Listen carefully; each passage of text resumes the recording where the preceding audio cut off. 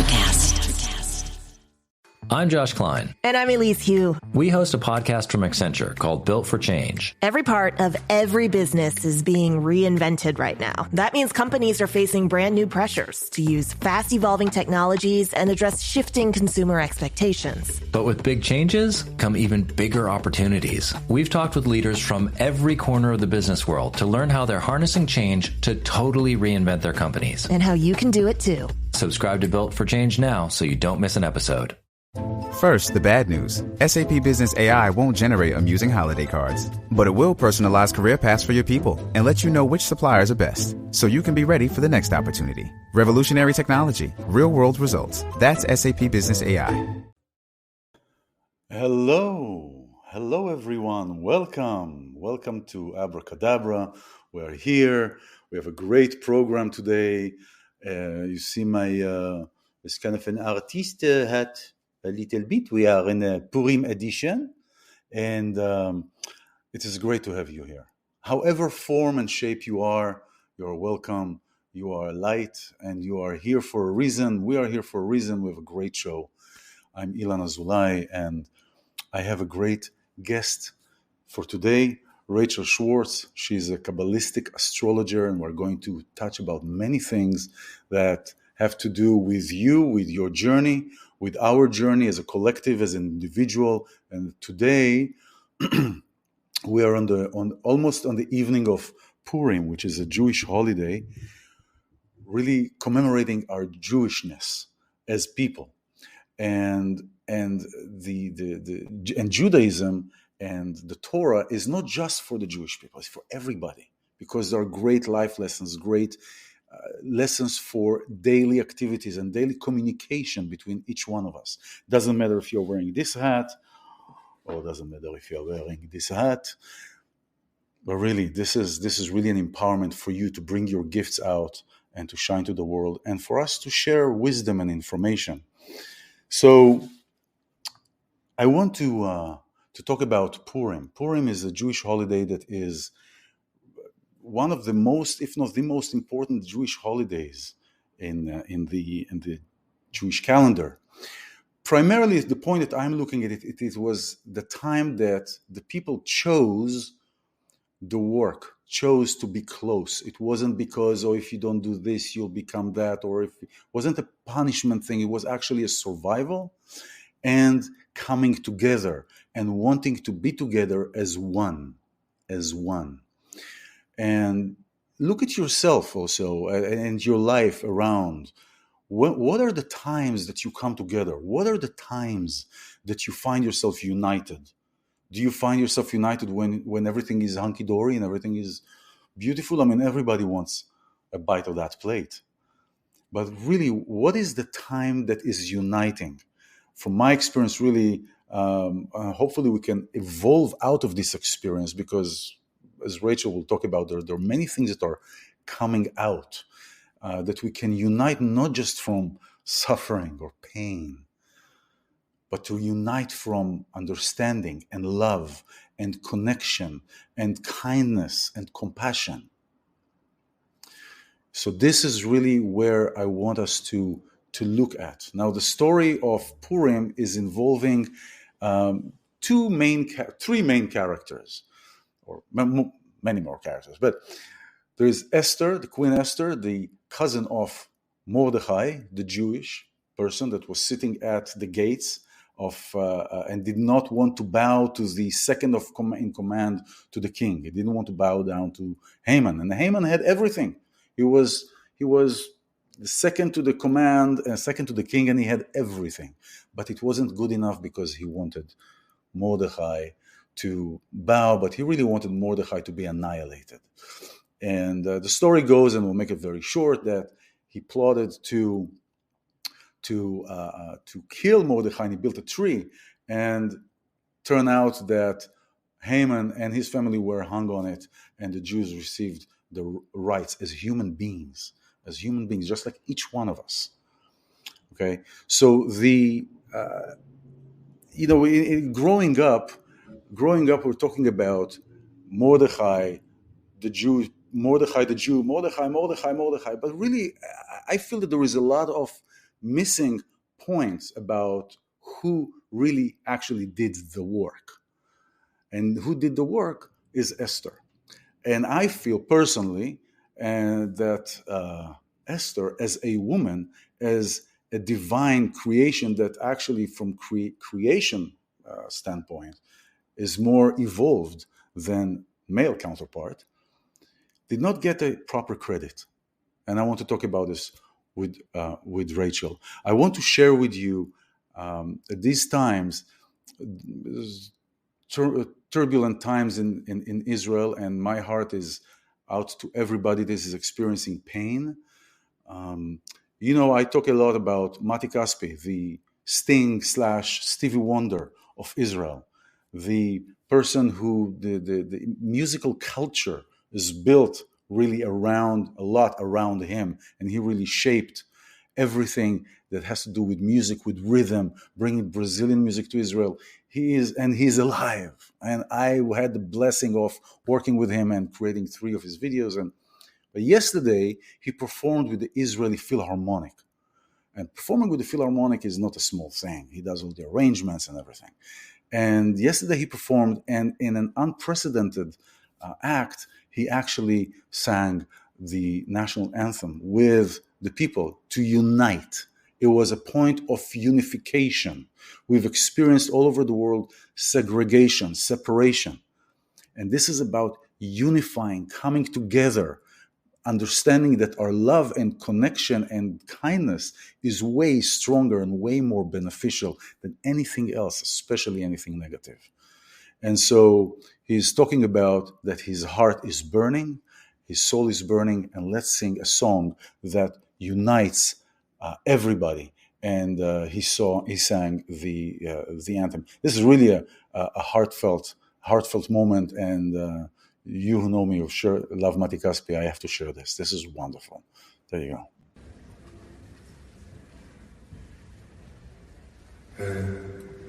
טוב, אנחנו נאום משנת הצהריים,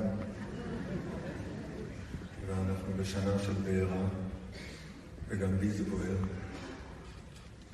ואני רוצה...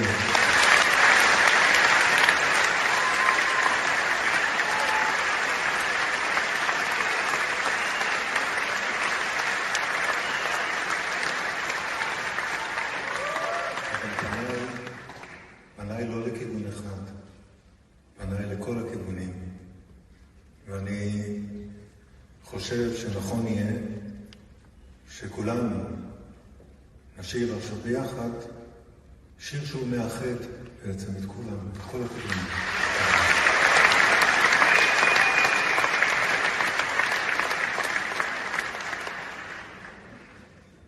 I'm Josh Klein. And I'm Elise Hugh. We host a podcast from Accenture called Built for Change. Every part of every business is being reinvented right now. That means companies are facing brand new pressures to use fast evolving technologies and address shifting consumer expectations. But with big changes come even bigger opportunities. We've talked with leaders from every corner of the business world to learn how they're harnessing change to totally reinvent their companies. And how you can do it too. Subscribe to Built for Change now so you don't miss an episode.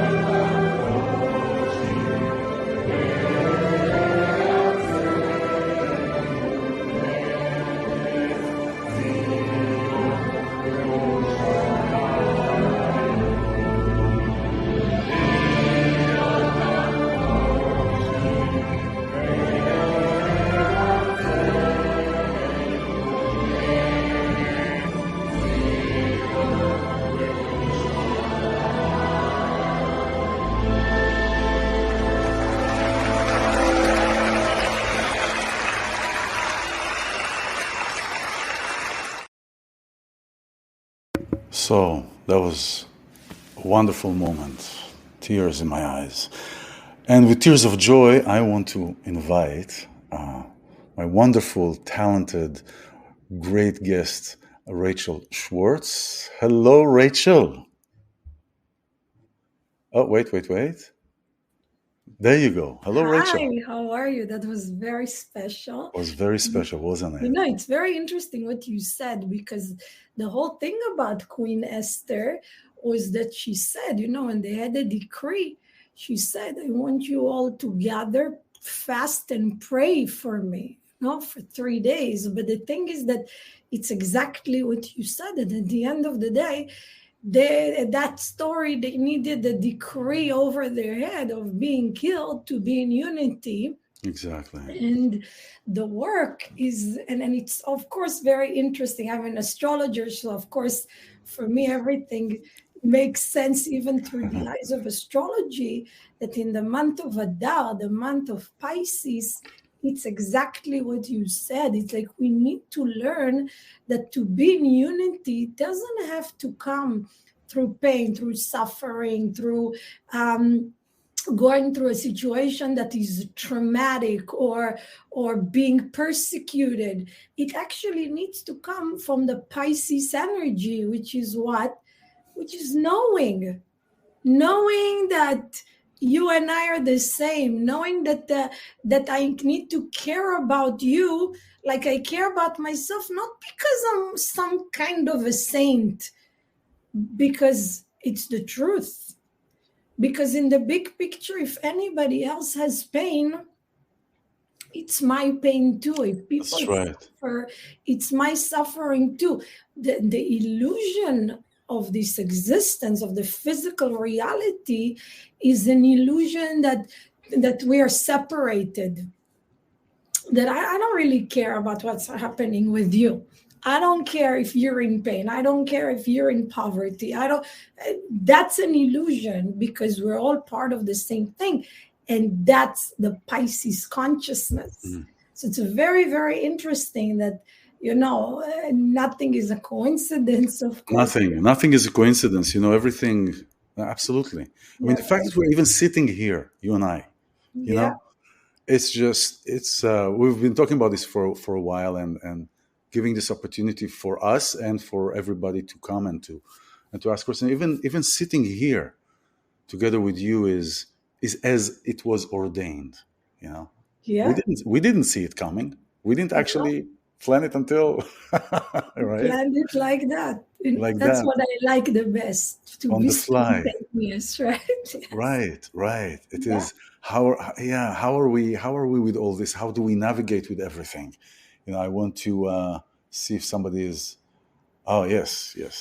So what I want to do, the reason we talked about for you to be here is for people to ask questions. Now, we are in the middle of our journey. You know what? We're all the time in the middle of our journey.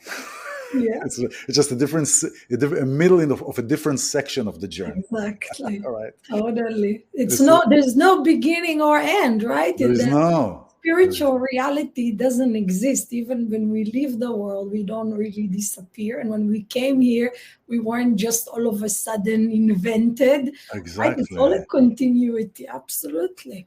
Yeah. So, you know, I was thinking about Esther, right? As I said it towards the end. And I want to hear your thoughts about that.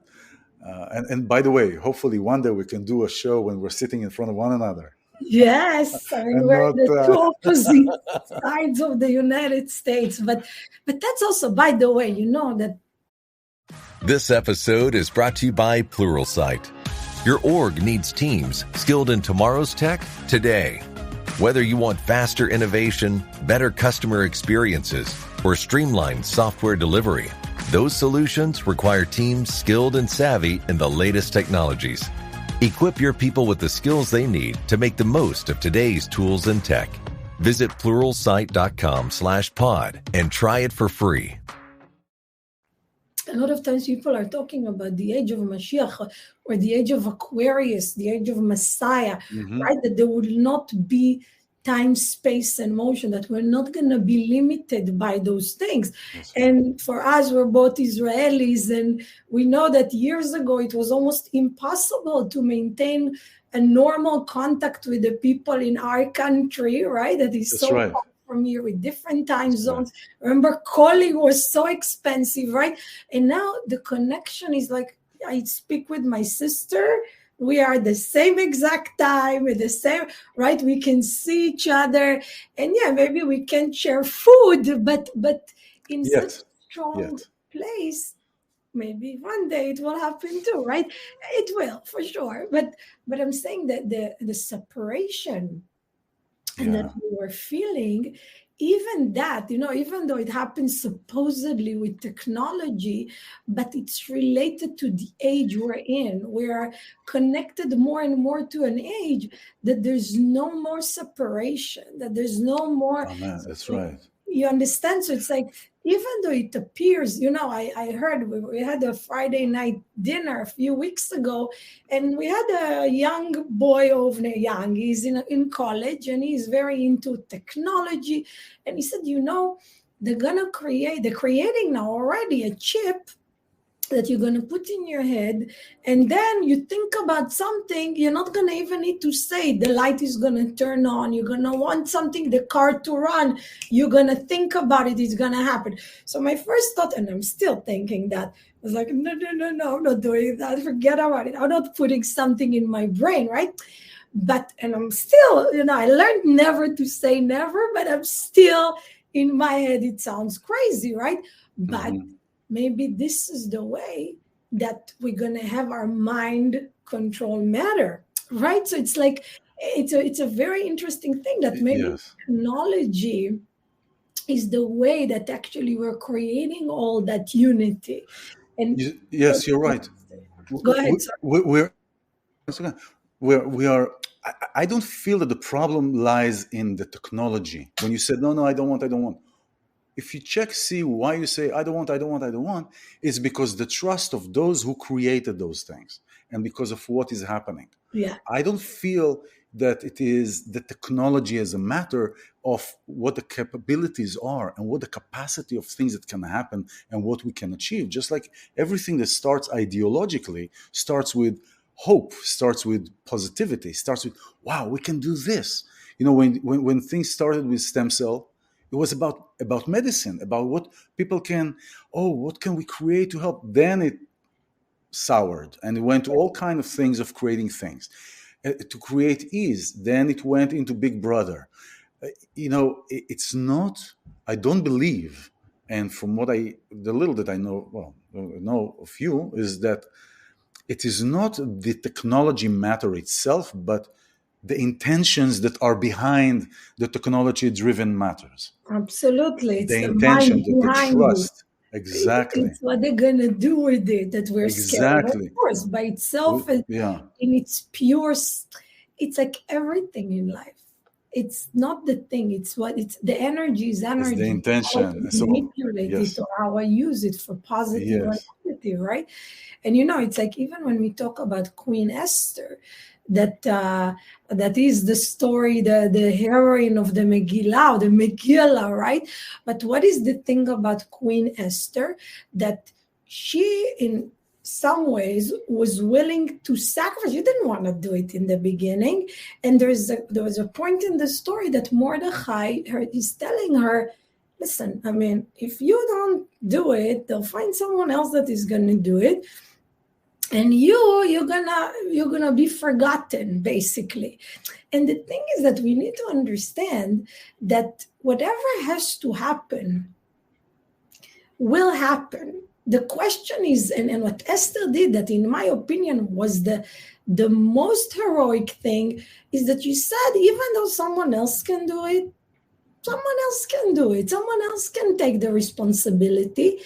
She said, but she heard what Mordechai said, and then she decided to do it, which is very important a lot of times in life, because a lot of times we see, even again, if we talk about things like the environment right now, right? Everything that is happening, we can say, okay, whatever, I'm going to just use it and someone else is going to not use it. Or I don't want to take that responsibility. Someone else is going to stand and protest or whatever it is. I'm not going to talk. I'm going to stay in my own little world.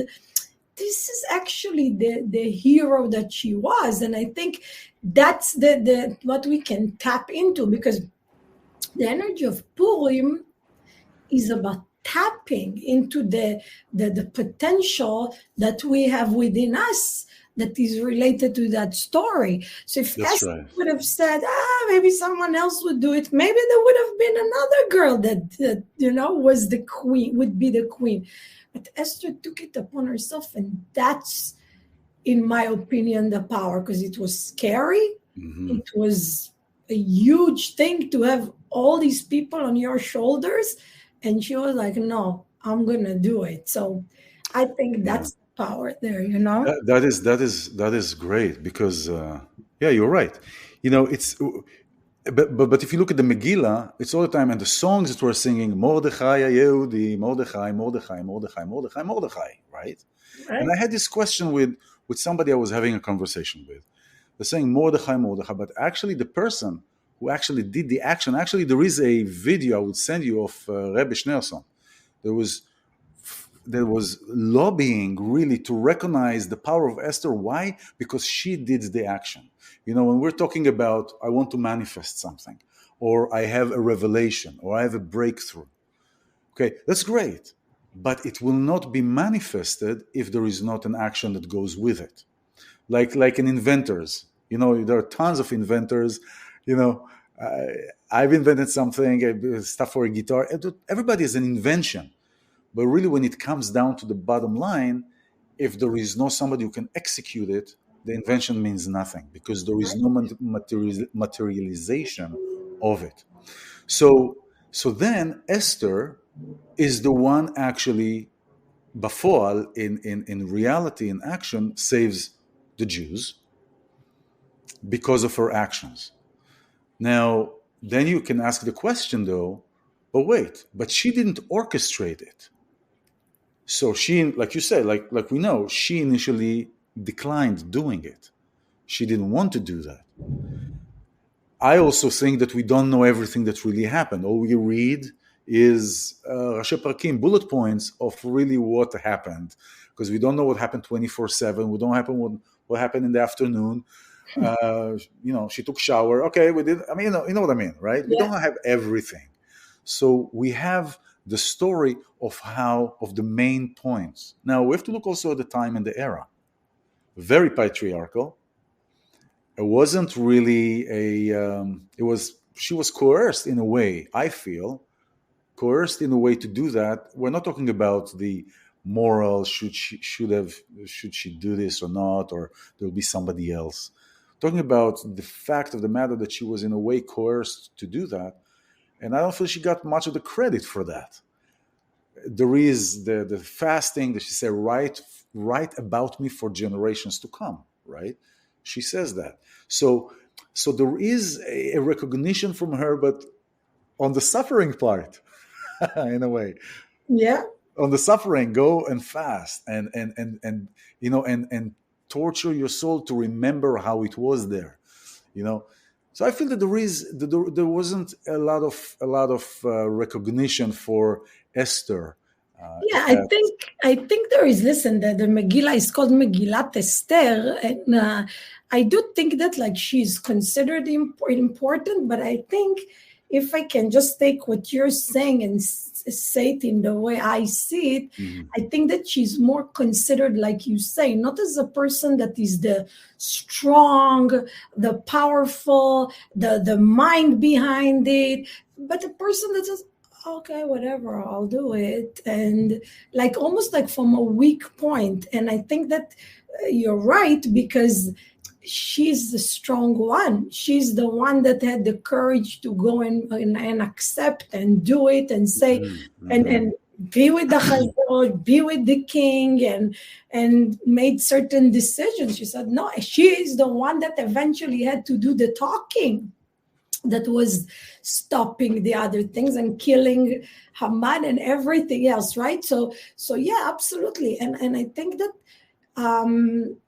it's very right that women in our time, and it's funny, I don't know, I think it just today started women, right? Like Yes, the Women Month. Is it this month or on the 12th or the 11th, I think? First, no? I'm pretty sure it's March. No, it's March, but I think it's the 11th or the 12th. But it's the whole month, and then Yes. there's the day, right? Yes. But it's interesting that we're talking about it because it even says that the one of the redemptions is going to come through women. And I think that, and again, not to offend anyone, but I think that women's egos are different. I think that, like, for women, there is a very strong need actually to try to keep, I have 3 boys and a girl. My daughter is a Pisces, but I can see how my boys, when they were playing rough. They were playing, fighting. I was like looking at them and saying, it's so interesting that they fight as a play.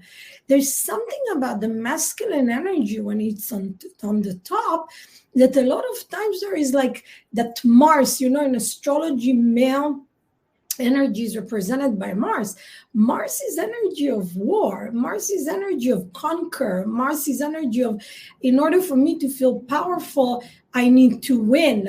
But in order for me to win, I need to fight, right? There has to be some kind of a fighting.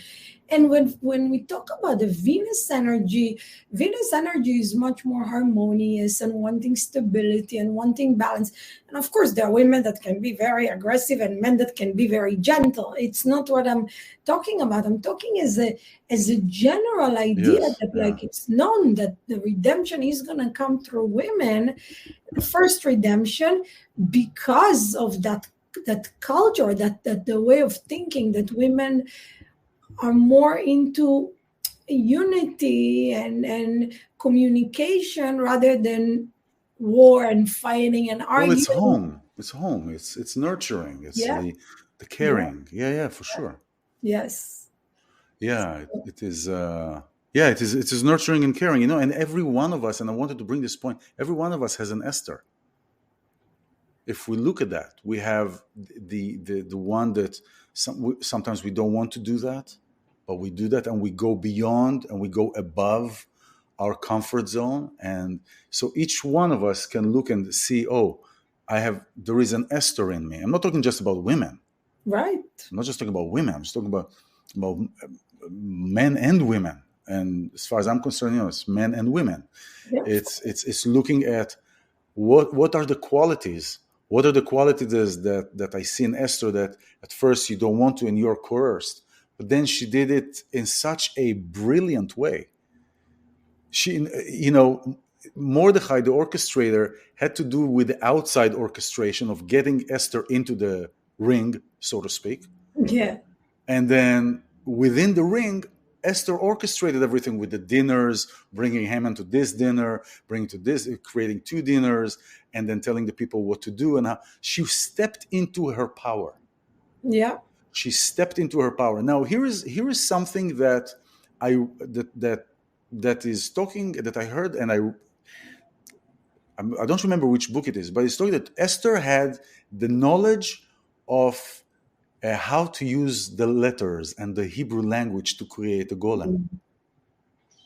Wow, I didn't know that. So to create a golem, and then she created a golem to go when Achashverosh wanted her as, okay, wanted her as a woman, wanted her as an object, or whatever that is, right? Yes. And then so she sent the golem to. Now, for you who are listening, golem is and it's it's referred in the movie Lord of the Rings, the golem, and all this kind of thing. It comes from the creation of like a living thing, but no consciousness to it. Exactly, putting life into something. Life into something with no consciousness. But there's no soul, right? That's right. Now, the Hebrew letters and the word. How was the world created? With 10 utterances. Abracadabra, the show. in Aramaic. It means I create as I speak. We are creating, and we are creating our reality. We are creating our energy. The more we speak about it, the more we intend, put the words behind it, the more we are creating. So she created that. So now there is no any other explanation other than putting Esther down, because if she was somebody who was versed in that capacity, can't be that she was dumb. Of course. Can't be that she was just, do what you're being told. Although that's what it seems like that they were telling her, just do what you're being told. Yeah. Yeah, I think also that the story there, we have to always remember that those stories it's nice, it's interesting, it's a cool story, but it's never really about the story. It's really about the energy that is available, right? So it's like tomorrow night, we're tapping into the Purim energy. And the story is a nice story. Obviously, you and I grew up in Israel. We heard that story in school every year, and it's a nice story. And I dressed up as Queen Esther every year, right? Yeah, exactly. Yeah, I love this hat. I don't have a costume here. But the idea is that when generally, even when we read the stories of the Bible, of the Torah, of the Nevi'im, whatever stories are there, it's there to teach us something that is relevant for now. It's an opportunity for us to tap into something of now, right? So when we talk about Esther and what was her power there, I think that besides the fact that she found that place in her that was like, okay, I'm scared, I don't really want to do it, but I'm going to push myself out of my comfort zone. It's the true leadership. I was reading from Maimonides, from the Rambam, and he says that people that want rulership, that want to be in a place of power, they shouldn't be there. The people who don't want to be there should be there, which is very interesting, because everybody that rules everywhere in the world, I would say, right, comes from a place like, I want to be the person that is in leadership. Why? Because of power, because of respect, because of money, because of right? That's what it is, no matter what. Eventually, when people get to that place, it's about that. But actually, we can tap into that place of, like Moshe Rabbeinu. Moses was also a Pisces. That's right. Yes, Zayin Adar. He didn't want. Is it today? I think it's today. Or no, Zayin was last week. It was the 7th. It's the 7th of Adar, and Purim. It's a week before. But think about it, that the Pisces energy is very much about humility. And on Tuesday, where besides the fact that it's the Purim, it's also once every 29 years, Saturn gets to a certain point, and it takes 29 years to orbit the sun. And on Tuesday, it's going to go into the sign Pisces, which is so interesting that we're talking about all that from the perspective of the Saturn in Pisces for us. What does it mean? Does it mean for us that even if I really don't want that responsibility, I really don't want that leadership, I really don't want that headache. If I'm in a place that I feel I don't really want it, where can I push myself to say, actually, I'm the person probably to do it. I'm the person who has to take that place and responsibility. And I think this is an interesting thing to work on in the next 2.5 years when Saturn is in Pisces, because Saturn is related to responsibility. So how do we tap it? And Pisces is related to sacrifice. So Esther, Queen Esther, she sacrificed for the people. But again, where are we willing to sacrifice? Where are we willing to go out of our comfort zone for our partners in life, for our children, for the people we work with, for just people that are part of our community or the people of Earth? Where are we really willing to sacrifice? And I think this is the place, the sacrificing from a place of being willing to take responsibility and leadership. That's what we can tap into also Purim, and the fact that Saturn is moving to Pisces on that very same day. That's fascinating. That's fascinating. I was just thinking about, you're saying 29 years. That's 29 years I'm here in the States. Oh, it's wow. fascinating. Yeah, it's totally fascinating. And tapping into, it's the exact opposite, because what you're talking about is actually going from our comfort zone to, and not necessarily comfort zone, but to do something that is different. Yeah. And that's actually the whole idea of Purim. V'na'afochu. Everything is, because the Jewish faith, the Jewish people were on the brink of annihilation, and everything flipped in a flip of a day or less than a day. Na'afochu, exactly. So the holiday is also commemorated as upside down. Yeah. Like everything is upside down. Let's flip. So that's why also we dress up. Right. All right. We dress up and we put Jean Travers Cassipon, exactly the opposite than what we are. And also it is a common practice to get drunk until you wouldn't know between the good and the bad. Right. That's the idea.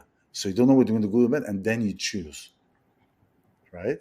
So interesting, right? Fascinating. The opposite, and in Purim, the idea is really that when we tap into the understanding, what I love about the consciousness of opposite is that so many times we see things in a certain way, but really it's opposite of it.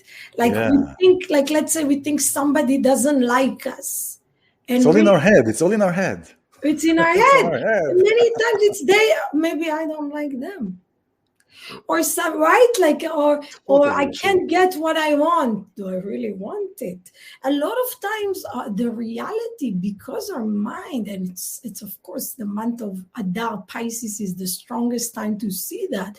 There's so much illusion. There's so much misconception, like that we think of something, but really the reality is completely opposite of it. So I think that it's another thing, right? To tap into the understanding that, could it be opposite of what I think?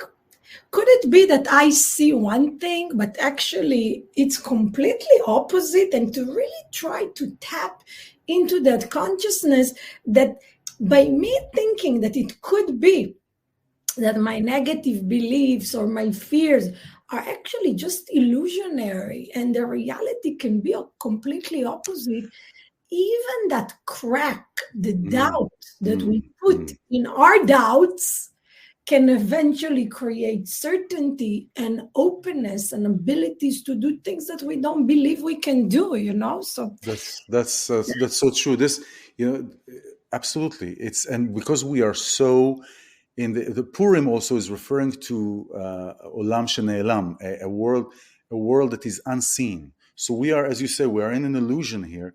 In Kabbalistic terms, it's called He'alem, Olam Ne'elam, a world that is disappearing. Yeah, exactly. That it's here, but it's not here.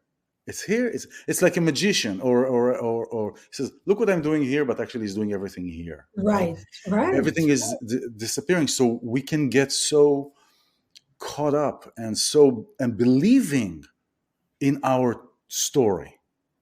And this is what, and it came up yesterday when I was talking to a couple of clients, a couple that they were in a fight, in an argument in the same room, and he left, and he wanted to tell her that he actually loves her, but he doesn't think that she appreciates that. For example, and this is a real story.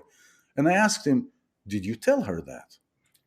And he said, "No." So why did you tell her that? How is she going to know? Well, how is she going to know what you meant by that? So, I thought that this and this, and I showed him everything that happens, everything that we see happens only here. Right. And it takes a lifetime sometimes to realize that everything is happening only here. So, Olam Olech V'Ne'elam, we may be so consumed with our obsession about it is true, what we believe, that we don't see the other thing. And the number one to say is to a couple, especially, well, let's say in this case, you are right and you are right. Yeah. They're both right, because in their mind, in their world, that is truth. Right. In his world, that is truth. So this is fascinating. I want to acknowledge everybody who is here. Hello, Gina. Hello, Kimberly. Angela. Kimberly said, yes, that's right. We were talking about technology earlier. Technology is only good if you use it for the benefit of improving the lives of people. Of course. Yeah. Totally. Right. And by the way, I think that also what you said about in relationships, it's the strongest, it's the most intense place that we see how two people can say one thing and the other person will hear something opposite. Totally. And the way, again, in my opinion, to make it, besides the communication, is also to understand that we should know that we probably see things through our very subjective ways, right? And not to go to the place of the emotion and the drama, but to ask, what do you mean by that? Or not to jump into conclusions because we are so limited by our five senses, through our emotions, right? So I'm just saying it's something that there's so much more to talk about with that, right? And it's short. Totally. We will do more of that. I want, if anybody has a question, I mean, this is really the spot. We are live. This is not a recording. Well, next time when you'll see it, it'll be a exactly. When other people see it, will be a recording. But we will not tell you, so you don't know if it's recorded. But no, it's really live. It's right here. It's March 5th, and so if you have any questions, fire it up, and we'll present it and see how it can play into our conversation. So this is fascinating. So what are you doing for Purim? What am I going to be? Are you doing something? Are you going out? We're going to hear the Megillah. We're going to do a little party. Listen, we're going to drink. Oh, yeah. Listen, I'm not a drinker, but there's one day a year that I like to do it. And it's Purim. And actually, it's a mitzvah. It's like it's a part of the way to celebrate the holiday. In order for us to tap into that consciousness of Mashiach, of redemption, of that unity, on that day, we have to do three things. We have to give gifts to the poor. We have to make some kind of a party, right? And we have to give it. We have to be charitable, right? And mishloach manot, to give each other things. And it's such a nice holiday that all you have to do is just to feast and be happy. And I just want to say that, they say that after all the holidays are going to be gone in the time of Mashiach, the only holiday that will still be around is the holiday of Purim. No other restrictions anymore, right? Drinking. Exactly. Drinking, partying, having fun, laughing. What a great day to celebrate, right? So happy holiday, my dear. Happy holiday. Purim. Thank you. Happy Purim to you. I want to say, people are hearing the word Mashiach. Some of them may know what it is, some what we're referring to. But Mashiach means the Messiah. But I want to emphasize, and you and I talked about this, Mashiach is not necessarily, what we've been dogmatized to believe, that there is somebody with a hat, a beard, and all this. It's really a consciousness level. It's how are we shifting?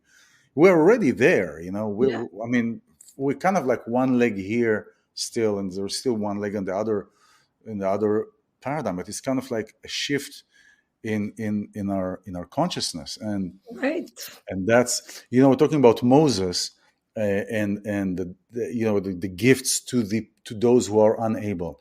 Moses teaches us great lessons in leadership, and that's happened actually in around Sukkot, around that time, where he's showing that there are three key elements to be a great country as a society and as a person, but as a society. Is first of all, always remember where you come from. Always to remember where we come from. And so not to forget, many times we forget where we come from and it goes to the head. And the second one is always take care of those who are not able. Those are the weak, those are the people that are not able to sustain themselves. And what did we see in the last 2 years? The annihilation of those who are unable, or those who are sick and so forth. And we can go, it's a whole different story. And the third part is to remember that there is God. I'm not talking about religion. I'm talking about understanding that there is a reason that we're not melted by the sun and we're not frozen by the space.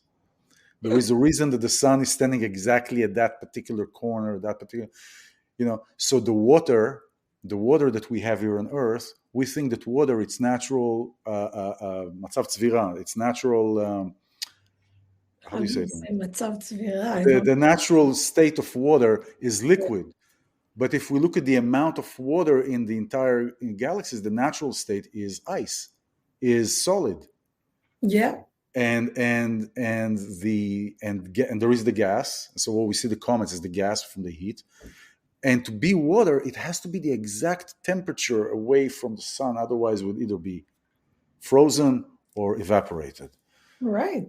And besides the physical part of it, there's the whole idea of God is to understand that we belong to a bigger totality, and we are here for a certain reason. We came to this world, we came to Earth, we chose to come here to learn, to grow. It's not something that is just like a random thing. It's like, I think the idea of God or connecting to God is to understand that everything that is happening here is happening so I can grow from it, and that I belong to something and I create reality with the creator. So, but this is for another time, right? This is for another time. Listen. Right? It's like that we can talk about for an hour without thinking. Rachel, it's so great to have you. Anybody who is here, please, if you will have you will decide to have a session with Rachel and to talk with her, you'll be blown away. She's amazing. She taps right into your soul,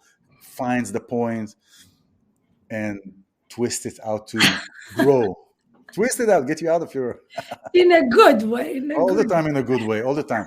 Twist in a way that gets really the essence of the nectar out of you, right? Yeah. That kind of thing. So Rachel, I'll put the links at the comments after the broadcast. Her page is Rachel the Astrologer or Rachel Schwartz. Listen, it's such a, we've been talking about doing this for such a long time. Right. And it happened. And it happened. It will happen more. So stay tuned. It couldn't happen better than today. It really happened in a perfect timing. It's always the best. It's always the right time for everything, right? Amen. Chag Sameach. Chag Sameach. Thank you very much. To everybody, whether you celebrate or not, it's such a powerful energy. So have a drink at least tomorrow night. Have a drink, Evan. Have a drink, especially this week, just tomorrow night. It's great. And the manifestation, imagine. Here's one thing I want you to take from another thing. Imagine where you are already, because what will be already happened. Yeah. Amazing. What will be already happened. Imagine where you are. How does it feel to be in that place? Totally. And that will be the beginning. That'll be the beginning of manifesting. If you like, please click like and share. I'm iLan Azoulai here on this Facebook and YouTube channel, iLan Azoulai. And thank you, Rachel, very much. Thank you, guys, for listening. And thank you for everybody for being here and for filling the wall with some texts. And Chag Sameach. Chag Sameach, everyone. Let me put this. All right. Electricast.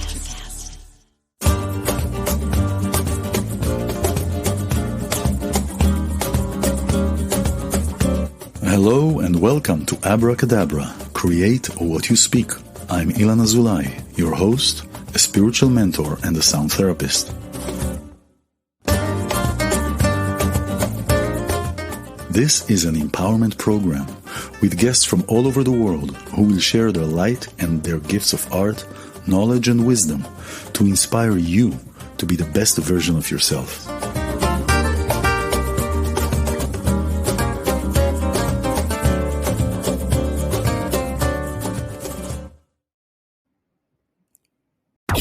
favorite rock and roll from across the decades. Audulus Rock. Are you looking to score your rock and roll fix? Well, here's a prescription for you. Download the Audulus app from your app store, and you can hear all the rock you can handle right here on Audulus Rock. Hey, boys. I love you guys. Hey, cool, man. Listen online, digital, and on your smartphone. Audulus Rock. If you're a working professional wondering what's next for your career, you've come to the right place. Whether you're looking for a promotion, growth, or a potential career transition, look no further. With over 30 years working in a variety of industries, I share my insider knowledge with those ready to get ahead on Career Advancement with Craig Ansell. Tune in to get your strategies for success.